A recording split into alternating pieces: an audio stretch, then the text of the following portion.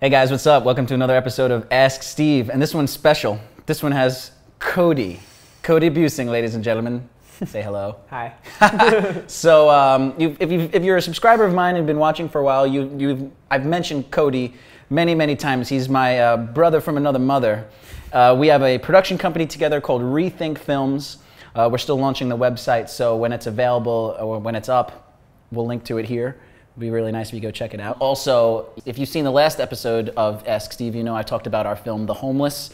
Cody wrote and directed it and edited it, and I was the cinematographer. So here's the link. You can go to the Facebook page. It's not available for the public yet, but it will be soon. Once we hear back from some film festivals, maybe after that we'll make it available, I guess. Yes. Okay, now that that's out of the way, we can get on to this episode of Ask Steve. Now, it's only just one question, but since there's two of us, I feel like it can go on for a good amount of time. And also, I don't know, it's a damn good question. I have it printed out here. Now, unfortunately, when I read this question, I was like, oh, I have to answer this question. So I snapshotted it on my phone and I saved it. But of course, I cropped out the user. So I don't know who the user is. I'm sorry, but I'll probably, in editing, go through my phone and see who it was and put a little shout out to them right here. So thank you for this question. So here it goes. It's a great question. Hey, DCF and Cody. Love your videos. And Cody's videos too. Okay. You've provided all right, shut up. You've provided a lot of useful info on the technical side of cameras, video, lighting, and sound. I wonder if you'd consider helping us out with some info on the storytelling side. I'm talking about how to combine cinematic techniques, composition, movement, etc. to tell a story. For example, maybe you could take a short video you've worked on and break it down and talk about why certain decisions were made for each scene. Or just talk about the basics of storytelling, i.e. when to use a close-up, when to switch to POV, when to use a dolly, pan to tilt, etc. Anyways, thanks. Hope all is well. All is well. Thank you for the comment, or thank you for the question. Now, we were thinking about setting up a monitor here and breaking down a scene, but we don't have much time. So we're just gonna do our best to just talk about these techniques. And we haven't discussed this. We didn't sit down and talk about this before. We wanted to get our first reactions on camera. I have like my own answer that I want to say, just like a quick answer, and Cody said he has his own, but I figured, wait, that's when we like stopped it when we were talking about this and we were gonna just talk about it on camera. So what's your answer to this? Whew. Well, again, it's a great question. There are many answers to it, I think, overall. I mean, I guess the short one that I would say, which may be along the lines of what you would say, is that most of those things, I think, come completely from the style you're going for and the story itself, like whether it calls for it, basically. It's always, I mean, you always want like those things in your film, for the most part, if you can, because they sort of show, you know. What do you mean those things? Those things, like those techniques, I guess. Let's see. When to use close-up, switch to POV, when to use dolly, pan, tilt. That's what I was thinking more of. So you're saying you definitely want those things in your film? I think they're great things to have. They're not necessary by any means, depending on the film. It's more conventional, and they're great ways of telling the story and helping out like the scene, you know, like the vibe of the scene. Like most people, myself included, having those things adds, you know, nice production value to your film. Yeah. I mean, it's what we see all the time when we go to the theater, and we watch on Netflix, whatever. There's a certain like professional standard that you see across the board in like most films I can think of. However, certain films may not have like some or all of those aspects, surely because it suits the film. Whether it's like all, I guess this is a random movie, but I guess a good example is Buried with Ryan Reynolds. Did you ever see that? No. I mean, I don't want to like spoil anything, but it all takes place, he gets buried alive in a coffin somewhere in Afghanistan, I think. And the entire film is just a camera that's inside this coffin with him. Wow. So clearly nothing's happening at all besides, and all the lighting and everything is just off the cell phone and the few things that he was buried with. Really intense. But that's a random example, and it's not the norm, but I think that made the movie that much better. It was all acting. It was all. Yeah. Well, you felt like you were in the box with him. Yeah, that answers the question. You know, pretty much. That was kind of long. No, it's fine. I mean, that pretty much answers the question dead on. It depends on the story. It depends on the situation that's going on, you know? That's a sort of a unique example where it's one location, one thing, you know, he's claustrophobic inside a box. So like, you know, you ask, when do you do a POV? When do you use a close-up? When do you do a pan, tilt, etc.? In that situation, you can't really, because you have this much space to work with. And you can still keep it dynamic. Obviously, it kept Cody's attention. So, yeah, that script and that story didn't call for. In fact, it was the opposite of the norm. You know, it calls for static. It calls for this. Was there any like handheld kind of things? Was it shaky movie, or was it all seem to be static? It was all static. I mean, there were times where maybe it would vibrate a little just based on his motion within the box. You know, and this, one of those things where I was expecting, okay, like, this is most of the film, but at some point they may cut away to like a flashback or something like that, which would still be fine. Yeah. Never. Wow. So I'm sure there were times where the light goes off and he's like breathing where they cut, you know. Wow. While they were shooting it. I don't think, obviously the whole thing wasn't in one take, but they made it look as if it could have been just him in there for an hour and a half with the camera rolling. That's cool. That's a very specific example, obviously. Overall would be depending on the story. This isn't a rebuttal, but this is just my point of view too. I mean, that aside, those like unique stories and unique situations aside, what I would say the answer is importance. You know what I mean? Like you're writing the script, you have the story, and there are certain things that are important, you know, things that you want to make sure the audience sees, make sure the audience hears and understands that's happening as a way to say the plot point so you can get to the next thing. You know, I look at a movie, I tell this to people a lot, I look at a movie as like and this doesn't have to be every movie, this is my personal preference, but I look at a movie as a chain, links in a chain. And I feel if there is a situation, if there's a scene in a movie where the chain is sort of like splitting off, then you don't need it. That's my personal preference. I feel if you remove a link from the chain, then the chain will break, it will fall apart. In other words, you need each scene to tell something in that scene to get you to the next place. Mm-hmm. Now, not all movies are like this. There are movies that don't have that kind of a plot line. But that's how I see it. And if we're going that route, then I feel the camera movements and the close-ups and the framing have to emphasize those plot points. And I can't think of a specific example, but you know, just as a off the top of my head example, if let's say someone has a virus on a thumb drive, you know what I mean, and they're gonna go to some place to break in and bring the thumb drive with them and hook the thumb drive up to a computer system and like have the virus like attack all the computers, right? Well, if you show a shot of him walking out of the house and then you show a shot inside the house he just left of the thumb drive close up sitting on the table, then that tells you, well, he forgot the thumb drive. You know what I mean? Like and so in that situation, you're not gonna have a wide shot with the thumb drive sitting on the table because you won't see the thing. It's important for the viewer to know he left the thumb drive at home. So you have a close-up shot in the house on the desk with the thumb drive right there. You know what I mean? For me, it's like kind of like, it's self-evident what should happen. You know what I mean? And that's like I said, that's like a standard just plot line chain kind of a movie. But that's my personal preference. Yeah. And that's my second thing we can get to, is that it's all dependent on your personal preference. Yeah. The overall blanket statement is that like, it all depends on your story, then you go from there. Assuming your story isn't something specific like Buried, where you will use these things, which is a lot of the time. Yeah. I think what you're saying, then we get into that. To emphasize more of your point, I think what you're saying as well is this guy, who I forgot his damn name, this guy is saying like, when should I pan? When should I tilt? As if it's saying like, here's a list of camera moves I want in my movie. Yeah. What can I do so I can check them off the list? And what Cody is saying is that don't have that list. Yeah. Those camera moves will come from the story and from the importance of the movie. You don't have to always have a tilt. You don't have to always have a dolly shot. You only use those shots when it becomes the most effective way to tell your story. And I think that's what you're trying to drive home. It's stay away from, I want to have this, I want to have this, I want a crane shot, I want a shot for the sake of having the shot. And that is a big no-no for me, and I think that's what you're saying too. And I see it all the time with videographers who are trying to become filmmakers. They love rack focus pulls. They love a focus that's here and they pull a focus to there. I've seen it so many times. I don't want to name a few of the videographers that I'm talking about, some of the most famous ones, but their name will come up. Right? Maybe a fake version of their name will come up, like Vincent Boffer Bay. Maybe that guy. You know, maybe one of those guys. But like, I see it all the time in the films that they make, where I'm remembering one off the top of my head. There's a guy driving, and he's wearing a ring, and it focuses from the ring to his face. And I'm like, ooh, that ring is gonna come in. That ring means something.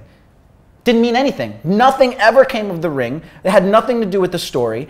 But that shot where it was on his ring and then focused to his face made me go, I need to know that that ring exists. That ring is of some importance. Yeah. But it wasn't. He just wanted a sexy rack focus, a sexy focus pull to show that the camera has nice capabilities. But it's just, now I'm thinking like, what's up with that ring? Nothing. If it's a story that you're going for, then that wouldn't be a good idea because it would be confusing. Exactly. If it's something that's experimental or sheerly just to show off the camera, the capabilities, then it would be, that sort of thing would be. He forgives it, I don't. Okay. Angel and demon. Yeah. Well, that'll flip flop back and forth though. Yeah. But anyway, no. But I totally agree. If it's a story, like say it's a narrative, especially, and that were to happen, and then the ring never came into play again, that's makes no sense and wouldn't be a good idea. Push out. If you're going for the story, blah blah blah blah blah. Yeah. If you're going for some sort of experimental, you know, and it all depends. But even if it's like a music video, you know, it's still, maybe it's like a really rough narrative. If there's still some sort of narrative, and it doesn't, you know, it didn't add anything to the story, it only became confusing, then it just isn't a good idea. Yeah.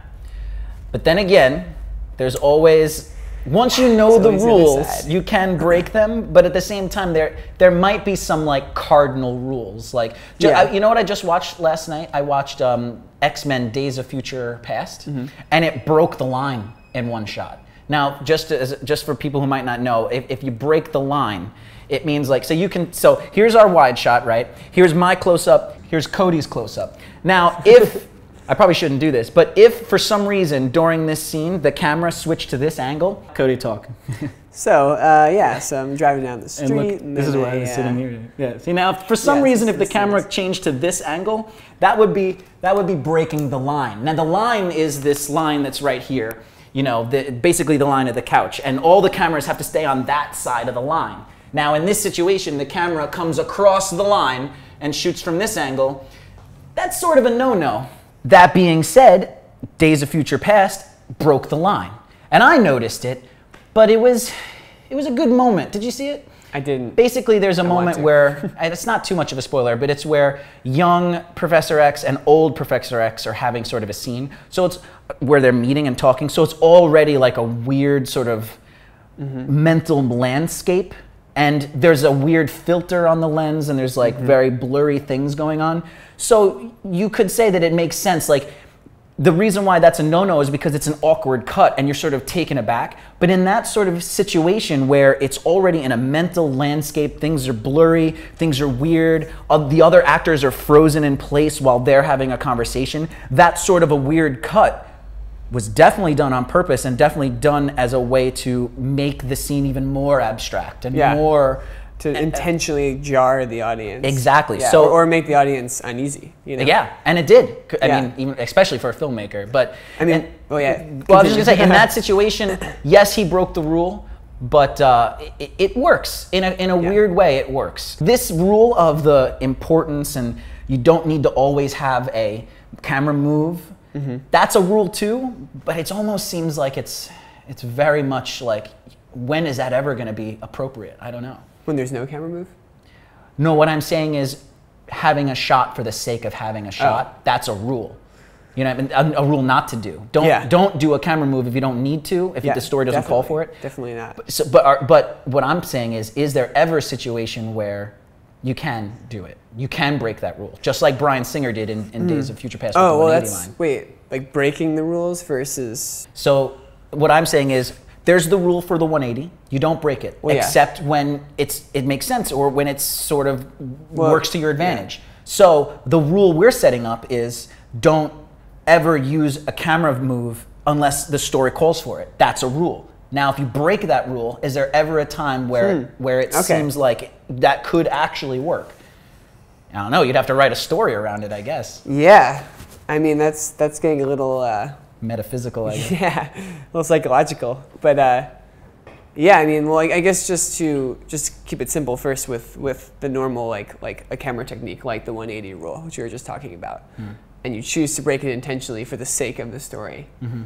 That choosing to break a rule, a general rule like that would, I think can definitely be effective, like Steve was just talking about. So I think that's great. If you know that it'll accomplish what you're going for, then I think break all the rules. But with what you're saying now in terms of the rule that we're sort of setting up, to decide to break that's tough, because I guess, again, like if it suits your story, if somehow it works, then yes, of course. I think there should never be any reason to be like, oh, I'm definitely not going to do that because it's just not possible, or I just know I'll fail if I break this rule. I think that's something to never go into something feeling. But the funny thing is that kind of what we're saying is that that rule that we're talking about, it's hard. That's a pretty big one. I think overall you wouldn't want to do that, because the whole point of it is that it would be disrupting your story. So basically what I'm saying is that you don't need to be afraid to ever break the rules if you think it'll be effective. And the best way to do that is to watch other films, other films that you'd like to maybe model your style after, or certain aspects that you see in a film that you like that you want to accomplish in your film. We did that on The Homeless, where there are a few occasions where we realized, maybe even for just a specific scene, that this is the style we're going for. And there's no shame in saying like, hey, we want this to kind of have like a David Fincher look. We want this to have sort of a Social Network look. We're going for that. Because you can pick and choose and even meld the two. There are some scenes in The Homeless which makes where something completely new. And that's exactly. And what then happens people borrow from every that. film, every piece of music, that's all that's happening. We were doing there were some scenes that were David Fincher, there were some scenes that were Wes Anderson, there were some scenes that were like, noir. So that was just us researching, knowing what we wanted and researching it and testing it out, which is always the best idea. But my specific example would be a lot of the film, about half the film takes place... The Homeless. In the forest, and the other half is in the city setting, specifically down in the subway. So one of the things that we talked about were, I don't want to give too much away, but I love the look of long tracking glide cam shots. However, that's something you definitely don't want to overuse, especially because when those shots do happen, you want them to be powerful. And I think one of the things that will help that is to not have them be happening throughout the whole film. But also, we have these two specific, very different locations. We had rural and we had urban. And one of the things we talked about beforehand, I remember, was, do we want to keep the urban shots a little more rigid, a little more locked off on a tripod, or stable shots, pans? And then when we're in the forest, do we want it to be very like swimming and like a lot of motion, a lot of glide cam shots? That was one of the things that we discussed beforehand, and I think that we ended up at a great point where I think it made it more effective to be very selective with when we use these specific film techniques. That's an example right there. I think that a lot of people don't realize how much thought goes into a movie. Watch a movie, fast forward it to any part of the movie, and watch a scene from the moment the scene starts to the moment the scene ends. That was discussed for hours and hours and hours in pre-production or even on set. And then in post. You know what I mean? Which may have been the worst of it all. Where post comes in is they really dial in the color temperature and like the sort of like, it's almost like Photoshop. They're really adjusting the look. They could have shot it at daylight but then messed with the color and make it look like nighttime. That's a whole other story. Yeah. But any scene, even like a quick one that's like 2 seconds. I'm thinking of like Minority Report. There's an awesome scene where Tom Cruise like walks into a building and there's just a great dolly shot of the thing that scans the eyeballs.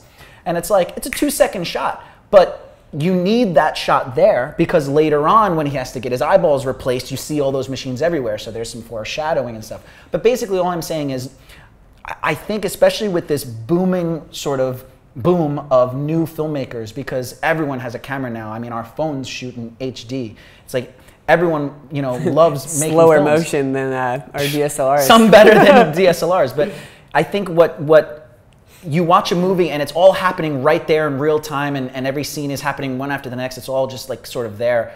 But I think what a lot of people don't realize is how much thought goes into every frame of a movie. And so you ask, when do I do this move? When do I do that move? Sit down and think about it. Sit down and ask yourself what makes the most sense. In The Homeless, there's stuff in the city and there's stuff in the forest, in the rural areas. And we sat down and asked ourselves, we had to come up with a decision. And we thought, and it just made sense. We're gonna have all the stuff in urban subways on a tripod or handheld, shaky handheld, or on a tripod, up, down, left, right, or even not moving at all. And we're gonna do the forest on Steadicam. Beautiful, smooth, moving shots. Yeah, I mean, and it's just, in that situation, it worked so well because it helped the story. We're showing you that the city is erratic and monotonous, and the rural areas are beautiful and long and dreamy, and it helped the story. And it's just thought is really what it comes down to. Yep. All right, let's start wrapping up. Any final words? I think just one of the main takeaway points is to just figure out what you want, test it out, and then you'll hopefully know. You'll see right there that, oh, okay, this works.